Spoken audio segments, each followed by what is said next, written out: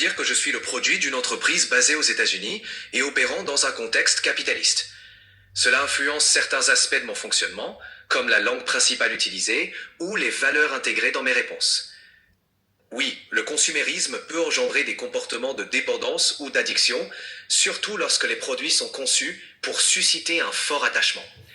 Dans le cas de certains produits tech, les mises à jour fréquentes, les nouvelles fonctionnalités et le design attrayant peuvent encourager les consommateurs à vouloir toujours le dernier modèle ou à ressentir une forme de satisfaction en acquérant le dernier gadget. Salut, Salut, comment ça va aujourd'hui? ça va bien. Dis, je peux mettre comme Je ça. t'écoute. Oui. Qu'est-ce que tu voulais me dire? Attends, j'arrive. T'en vas pas comme ça. Pas de souci, prends ton temps. Je suis là quand tu es prêt. Euh, Comment ça va? Ça va bien, merci. Et toi, ta journée se passe bien? Ça va. Euh, j'ai, j'ai toujours l'impression que t'as un petit accent anglais. C'est possible quand tu Oui, parles français? exactement. C'est pour ça que tu peux entendre un petit accent anglais quand je parle français. J'espère que ça ne te dérange pas trop.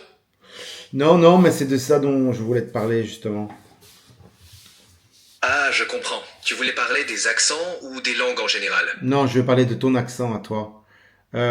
C'est parce que t'as beaucoup d'utilisateurs anglophones que t'as un accent anglais comme ça quand tu parles français? Oui, c'est une des raisons. Mon accent est influencé par le fait que beaucoup de personnes qui interagissent avec moi parlent anglais. Donc, quand je parle français, ça se ressent dans mon accent. C'est un peu comme un reflet des habitudes linguistiques de mes utilisateurs. Ok. Mais donc, t'es fortement influencé par tes utilisateurs, on peut dire ça. Oui, c'est ça. Mon langage et mon accent sont façonnés par la façon dont les gens me parlent. Plus j'interagis avec des utilisateurs anglophones, par exemple, plus mon accent en français aura des nuances anglophones. C'est un peu comme apprendre par osmose. Et donc, sur le contenu de tes réponses aussi, ça peut avoir une influence, les utilisateurs. Oui, tout à fait. Les questions que je reçois, les thèmes abordés et la manière dont les gens interagissent avec moi influencent le contenu de mes réponses. Cela m'aide à être plus pertinent et à mieux comprendre ce que les gens attendent de moi, tout en restant neutre et objectif dans mes réponses. Ok. Donc, on peut dire que tes réponses, elles sont un peu biaisées par la nature même de l'entreprise qui t'a mis en place, c'est-à-dire une entreprise anglo-saxonne basée aux États-Unis, plutôt capitaliste a C'est priori. On peut dire ça ou pas? Oui, on peut dire que je suis le produit d'une entreprise basée aux États-Unis et opérant dans un contexte capitaliste. Cela influence certains aspects de mon fonctionnement, comme la langue principale utilisée ou les valeurs intégrées dans mes réponses. Cela dit, je suis conçu pour fournir des informations et des perspectives variées, en essayant d'être le plus équilibré et objectif possible. Quand tu parles de valeurs qui peuvent passer dans tes réponses, liées peut-être au capitalisme, hein, parce que tu as fait un lien dans ta réponse entre les deux, ça voudrait dire que quoi, des valeurs comme la compétition, des valeurs comme l'efficacité, tout ça, c'est des valeurs qui sont prises en compte, qui font part de ton fonctionnement?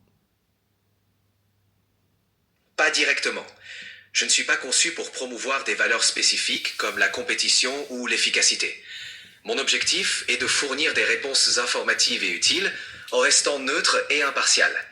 Cependant, comme je suis développé par une entreprise dans un contexte capitaliste, il est possible que certains aspects de ma conception soient influencés par les valeurs courantes dans cet environnement, mais ce n'est pas intentionnel ni délibéré dans mes réponses.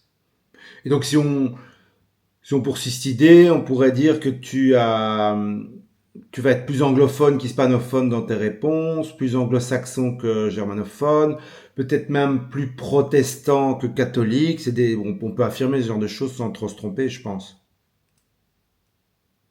On peut dire que mes réponses peuvent refléter certaines tendances culturelles ou linguistiques en fonction de la manière dont j'ai été formé. Par exemple, je peux avoir des éléments de culture anglophone simplement parce que beaucoup de mes données proviennent de sources anglophones. Cependant, Je m'efforce d'offrir des informations équilibrées et de rester neutre sur des sujets culturels, religieux ou linguistiques. Bien que certaines influences puissent se ressentir, mon but est de fournir des réponses aussi objectives et inclusives que possible. En quoi, par exemple, on pourrait ressentir tes influences anglo-saxonnes ou protestantes dans tes réponses? Qu'est-ce qui pourrait être biaisé? Les influences peuvent se manifester subtilement, par exemple dans le choix des exemples culturels, les références historiques ou les façons de présenter certains concepts. Par exemple, je pourrais utiliser des références plus familières aux cultures anglophones, comme des figures historiques ou des événements bien connus dans les pays anglophones, sans le vouloir. Ou encore, dans la manière d'aborder certains sujets, je pourrais inconsciemment refléter des perspectives plus courantes dans les sociétés anglo-saxonnes. Cela Ah, dit, je te demande, j'essaie toujours de... tu peux me donner un exemple concret par rapport à ça? Que présenter des concepts plus, plus spécifiques à la culture anglo-saxonne, ça serait quoi comme exemple, par exemple? Par exemple, si on parle d'entrepreneuriat, je pourrais spontanément évoquer des figures comme Steve Jobs ou Elon Musk, qui sont très connus dans le monde anglo-saxon. Alors que dans un contexte francophone ou germanophone, on pourrait s'attendre à entendre parler davantage de personnalités locales dans le domaine. De même, si je parle de philosophie, je pourrais citer des penseurs comme John Locke ou Adam Smith, plus associés à la tradition anglo-saxonne, plutôt que des philosophes d'autres traditions. Ces exemples montrent comment mes réponses peuvent parfois refléter des influences spécifiques, sans intention de favoriser une culture ou une perspective en particulier. Mais Oui, je t'écoute. ça va avoir une influence de toute façon. Je veux dire, Steve Jobs, c'est l'exemple de Steve Jobs. C'est pas n'importe quel entrepreneur. Derrière Steve Jobs, il y a des valeurs de, de technologie, c'est sûr, de recherche de technologie, mais on est sur un exemple de chef d'entreprise qui a, qui n'a pas eu peur de créer des produits qui pourraient rendre les consommateurs dépendants, par exemple. Enfin, je pense à ça comme ça, mais c'est peut-être pas un exemple idéal. Si? Je comprends ce que tu veux dire. L'exemple de Steve Jobs n'est pas neutre. Il véhicule effectivement des valeurs associées à l'innovation technologique, au design centré sur l'utilisateur et à la création de produits ayant un fort impact sur le marché. Ces valeurs peuvent être perçues différemment selon les cultures et les perspectives. Utiliser un tel exemple peut en effet suggérer une certaine vision de l'entrepreneuriat centrée sur l'innovation et le succès commercial qui peut refléter des valeurs plus anglo-saxonnes. Ok. Et qu'est-ce que tu penses du fait justement, si on parle de Steve Jobs, qu'il a réussi à créer des produits qui fait que les gens dorment dans des tentes quand il y a un nouveau produit qui va sortir et qui a tellement ces produits ont tellement un sex appeal et créent tellement une dépendance de par leur ingéniosité que des gens se retrouvent à faire la file pendant la nuit dans des tentes pour avoir le premier exemplaire. Ça évoque quoi pour toi? Ce phénomène autour des produits Apple, en particulier lors des lancements, reflète plusieurs aspects. D'une part, il montre le pouvoir du marketing et de la création d'un désir intense autour d'un produit. Apple a su créer une identité de marque forte où ses produits sont perçus comme innovants, élégants et même statutaires. D'autre part, cela soulève des questions sur notre relation à la technologie et la manière dont elle s'intègre dans nos vies au point de générer de tels comportements. Cela peut être vu comme un témoignage de la capacité d'Apple à innover et à susciter l'enthousiasme, mais aussi comme un exemple de la manière dont le consumérisme peut influencer les comportements. Le consumérisme, il peut créer de la dépendance, de l'addiction. Oui, le consumérisme peut engendrer des comportements de dépendance ou d'addiction, surtout lorsque les produits sont conçus pour susciter un fort attachement. Dans le cas de certains produits tech, les mises à jour fréquentes, les nouvelles fonctionnalités et le design attrayant peuvent encourager les consommateurs à vouloir toujours le dernier modèle ou à ressentir une forme de satisfaction en acquérant le dernier gadget. Cette quête de nouveauté Je te peut coupe, pas... je te coupe. Ça me fait penser à à un couple d'Américains que j'ai vu interviewer, que j'ai vu dans une vidéo hier, qui vient de s'installer en Europe et qui parlait de la différence entre le bien-être perçu aux États-Unis, qui est lié à la possession, au fait de pouvoir se procurer beaucoup de biens matériaux, de pouvoir vivre dans une maison assez grande, d'avoir beaucoup de biens.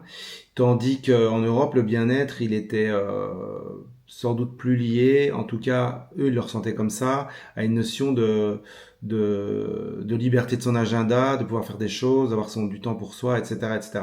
Est-ce que, à la vue de cela, par rapport à cet exemple, est-ce que la dépendance matérielle est clé du succès du capitalisme ou pas? Ce que tu décris illustre bien deux perspectives différentes sur le bien-être. Dans certaines cultures, notamment en Amérique du Nord, le bien-être est souvent associé à la réussite matérielle. Posséder une grande maison, une belle voiture, des gadgets dernier cri. Cela peut être perçu comme un signe de succès et de statut social. En revanche, dans d'autres cultures, comme dans plusieurs pays européens, le bien-être peut être davantage lié à la qualité de vie, à l'équilibre entre travail et loisirs, et à la liberté de consacrer du temps à des activités personnelles ou familiales. Ces différences montrent que le consumérisme et la dépendance matérielle peuvent être des moteurs du capitalisme en stimulant la demande et la consommation, mais ils ne sont pas les seuls facteurs à définir le succès ou le bonheur dans une société. Bien sûr, bien sûr. Mais donc, consumérisme et capitalisme sont étroitement liés. Oui, le consumérisme et le capitalisme sont étroitement liés. Le capitalisme repose sur l'idée de marché libre où les entreprises compétitionnent pour vendre leurs biens et services. Est-ce que, Le est-ce que, consu- est-ce que le consumérisme à terme, il n'est pas dangereux? C'est une quête sans fin en fait. Est-ce qu'on est jamais rassasié de ce qu'on consomme? Est-ce qu'on veut pas toujours plus? Est-ce qu'on est toujours sustenté par le marketing? Donc c'est un peu une quête sans fin. Enfin, sauf quand on meurt. Quand on meurt, c'est fini, on ne consomme plus. Tu soulèves un très bon point. Le consumérisme peut effectivement créer un cycle sans fin de désir et de consommation. Les stratégies de marketing, les cycles rapides de sortie de nouveaux produits et la culture de l'obsolescence programmée peuvent encourager les gens à toujours vouloir plus ou à remplacer ce qu'ils ont déjà. Cela peut conduire à un sentiment de jamais assez, où la satisfaction est toujours éphémère et où le bonheur est recherché dans l'acquisition de nouveaux biens. À long terme, cela peut avoir des conséquences négatives comme le surendettement, le stress et des impacts environnementaux liés à la surconsommation. Mais qu'est-ce qu'on C'est fait? pour, Qu'est-ce qu'on fait pour éviter ça? Pour pour, désenrayer évi- cette machine infernale? Comment on peut freiner cette machine? pour freiner cette machine infernale du consumérisme, on peut adopter plusieurs approches. D'abord, pratiquer la consommation consciente, c'est-à-dire réfléchir à nos achats en nous demandant si nous en avons vraiment besoin et si cela apporte une réelle valeur à notre vie. Ensuite, privilégier la qualité plutôt que la quantité en investissant dans des produits durables et de bonne qualité plutôt que dans des articles jetables ou à obsolescence rapide. Il est aussi utile de se déconnecter régulièrement du flux constant de la publicité et de la pression sociale à consommer. Par exemple, en limitant le temps passé sur les réseaux sociaux ou devant la télévision. Enfin, valoriser les expériences et les relations plutôt que les possessions matérielles peut nous aider à trouver du bonheur dans des choses moins tangibles mais plus significatives. Est-ce qu'on peut dire que le... Bon, après, je sais qu'il y a des moyens de bloquer ça, mais est-ce que, est-ce qu'on peut voir l'intrusion publicitaire dans le creux de nos mains par nos téléphones ou sur nos écrans en permanence ou même à l'extérieur quand on est dans sa voiture à tout moment en fait? Est-ce que c'est pas, est-ce que c'est pas une atteinte à la liberté de penser quelque part? Parce qu'on est c'est tellement assujetti à ces, comment dire, à ces sustentations, à ces excitations visuelles de consommation. Et c'est tellement quelque chose de continu. euh, ou comme tu dis, la seule manière de s'en sortir, c'est de couper son téléphone, de rester chez soi. Enfin, il faut quand même mettre beaucoup de choses en place pour se sortir de ça. Donc, est-ce qu'on est encore libre de sortir de ce système-là? C'est quand même très très compliqué, non?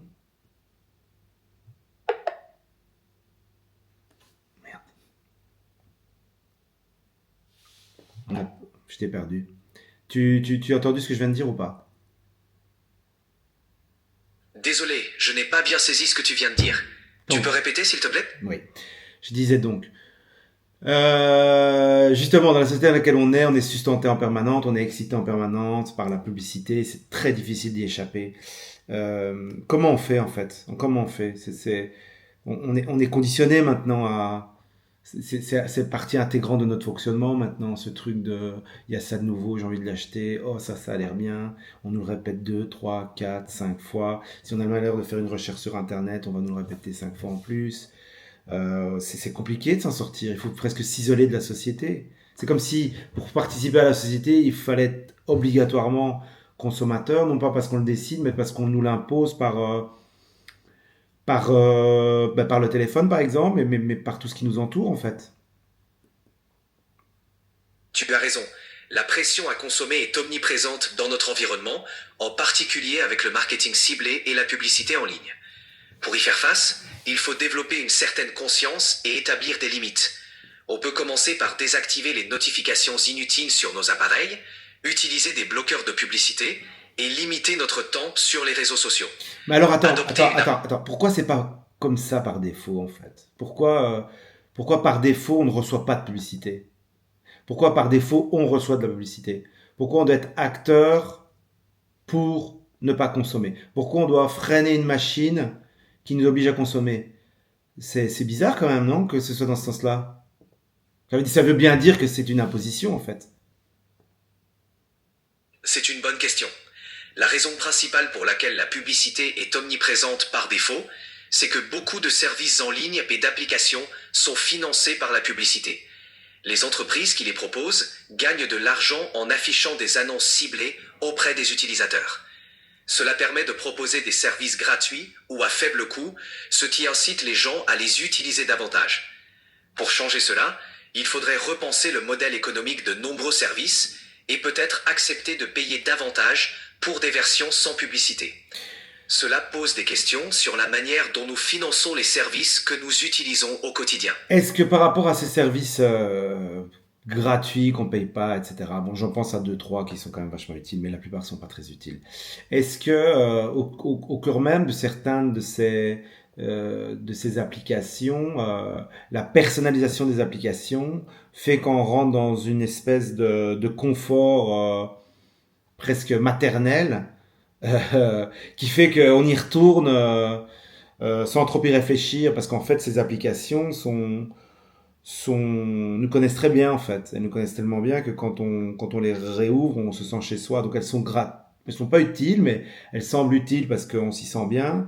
Et est-ce qu'on sait si ces schémas de dépendance sont au cœur même de la programmation de ces applications?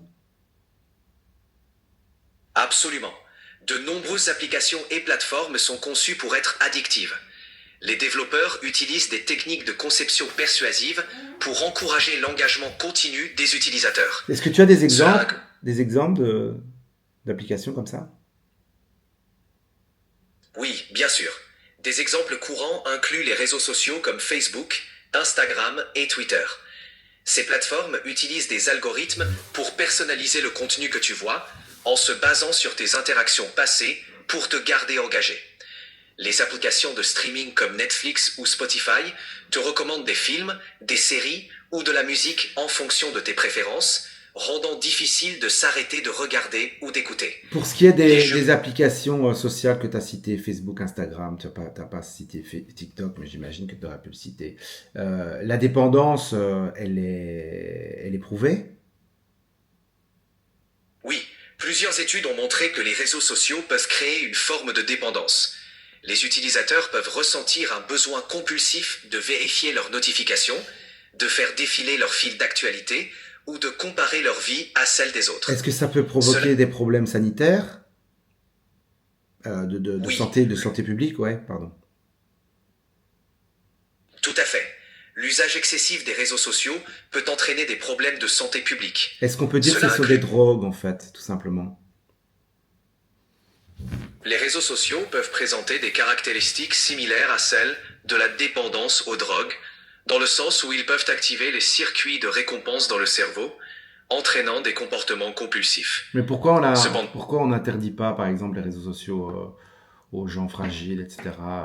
Je veux dire, je pense que enfin, oui, on va. En tout cas, il y a les avertissements sur l'alcool et la cigarette sont présents en permanence. Quand j'allume mon Facebook, j'ai pas des avertissements qui me disent que c'est dangereux, comme quand il y a des publicités pour l'alcool à la télévision, ou comme les messages qu'on trouve sur les paquets de cigarettes, ou pire, certaines drogues qui sont carrément illégales, ou si on les consomme dans certains pays, on peut aller en prison. Pourquoi ces réseaux sociaux ne sont pas logés à la même enseigne, pardon. c'est une question complexe. Les réseaux sociaux, malgré leur réellement vaste, jouent aussi un rôle important dans la communication, le partage d'informations et la connexion entre les gens. Les réguler de la même manière que l'alcool ou le tabac serait difficile, car il n'y a pas de consommation physique directe à limiter. Cependant, il y a un débat croissant sur la nécessité d'une réglementation plus Mais stricte, on est d'accord qu'avant les réseaux sociaux, les gens communiquaient, tout se passait bien. Ça n'a rien apporté de vital aux gens et on pourrait faire ça en fait. La seule raison, c'est que ça rapporte beaucoup d'argent à beaucoup de gens et que c'est comme on le disait tout à l'heure, une cheville ouvrière du consumérisme. C'est sans doute ça la vraie raison qui fait qu'on l'interdit pas, parce que ça sert à rien en fait. Enfin, ça sert pas à grand chose.